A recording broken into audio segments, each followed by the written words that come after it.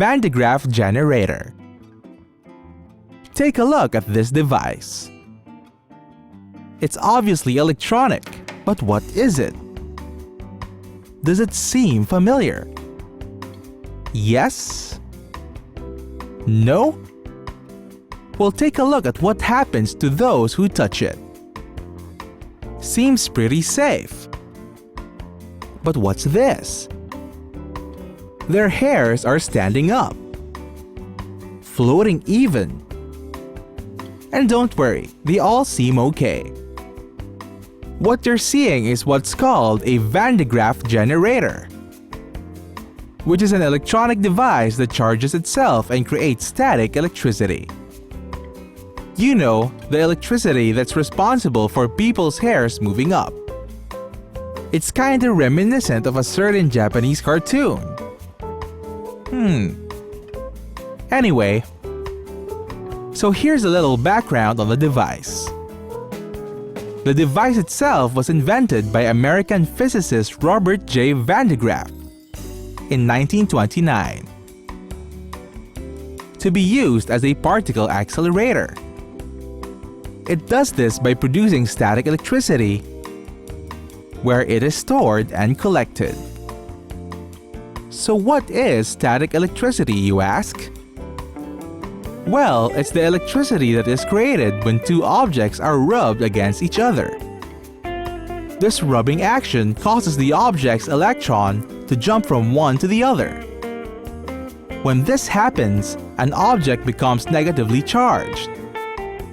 Now remember, like-charged objects repel, while unlike charges attract.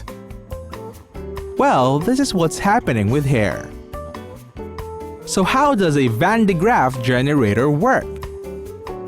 Inside the device is a giant rubber band that rubs across a piece of felt. This rubbing action allows electrons to jump from the felt to the rubber band. The charged rubber band then moves the collected electron towards the large petal ball, which when touched, transfers the electrons from the ball to the person touching it. This flow of electrons or static electricity is what makes hair stand out. A rubber or plastic platform protects users from grounding or an electric shock. Here's a simple experiment you can try at home. It's not quite a Van de Graaff generator, but it produces the similar effect using static electricity. You will be needing a rubber balloon and a piece of cloth like felt. The first step is to blow air into the balloon, and then tie a knot at the end to keep it inflated. Now you want to go get the balloon and rub it against a piece of cloth. You can also try rubbing it against cloth surfaces like couches and curtains. Do this for a minute or two. Now take the balloon and place it near your head. It's best to try it if you have long hair.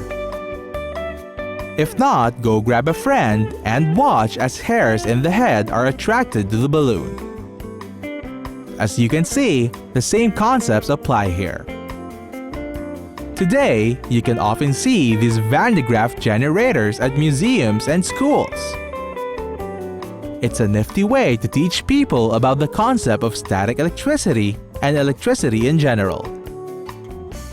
And while it's mostly relegated to museums and school labs, there was a time when the Van de Graaff generator was used as a particle accelerator for use in physics research.